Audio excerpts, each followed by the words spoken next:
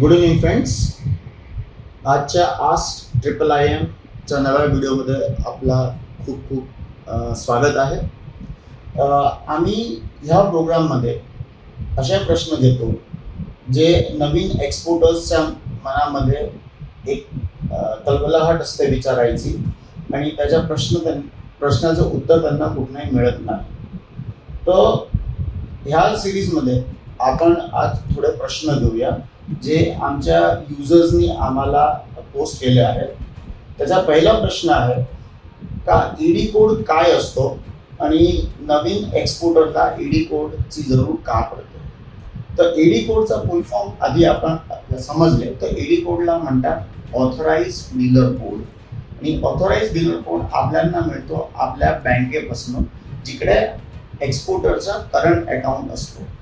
आता आपण ईडी कोडचं महत्त्व काय आहे ते समजूया आणि त्याची जरूरत काय आहे ते पण समजायचा प्रयत्न करूया.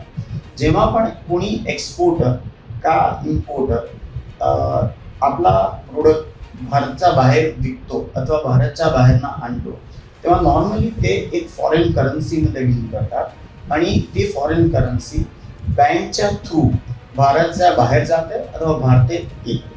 आता त्या अकाउंटला मॅनेज करायसाठी अथवा तर किती करन्सी भारतच्या बाहेर गेली आणि किती करन्सी भारतच्या मध्ये आली ते मॅनेज करायसाठी गव्हर्नमेंटनी एक प्रोसिजर केली आहे. त्याच्यामध्ये आपल्या बँकाला रिपोर्ट करायला लागतं का बी कुठल्या अकाउंटमधनं किती फॉरेन करन्सी बाहेर गेली आहे अथवा बाहेर आली आहे. आता हे ट्रॅक करायसाठी त्या लोकांना ईडी कोडची म्हणजे की ऑथराइज डीलर कोडची एक सिस्टम बनवली आहे.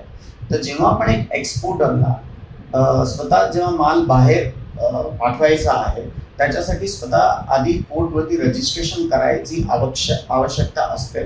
आणि पोर्ट रजिस्ट्रेशन करायसाठी one of the important documents आपल्याला ईडी कोडची जरूर पडते. ईडी कोड घ्यायसाठी एक एक्सपोर्टरला स्वतःच्या बँकेत जवळ जायला पडतं जिकडे स्वतःचा करंट अकाउंट आहे आणि एक सर्टन बेसिक डॉक्युमेंट्स जमा करण्यावरती बँक त्या लोकांना एक लेटर इश्यू करते ज्याला आपण ईडी कोड अथवा ऑथराइज डीलर कोड म्हणतो. जेव्हा पण एक एक्सपोर्टर स्वतःच्या पोर्टवरती रजिस्ट्रेशन करायला जातो तेव्हा अदर डॉक्युमेंट्स जसे की IC कोड आहे आणि दुसरे इम्पॉर्टंट डॉक्युमेंट्स आहे पॅन कार्ड आहे वगैरे वगैरे त्याच्याबरोबर ईडी कोडची पण जरूरत लागते. आणि जोपर्यंत ईडी कोड आपल्याकडे नाही आहे तोपर्यंत आपले पोर्टवरती रजिस्ट्रेशन होत नाही. आणि ह्याच ईडी कोडच्या थ्रू गव्हर्नमेंट ट्रॅक करते का आपण किती फॉरेन करन्सी बाहेर पाठवली अथवा फॉरेन करन्सी बाहेरनं आपण इंडियामध्ये आणली.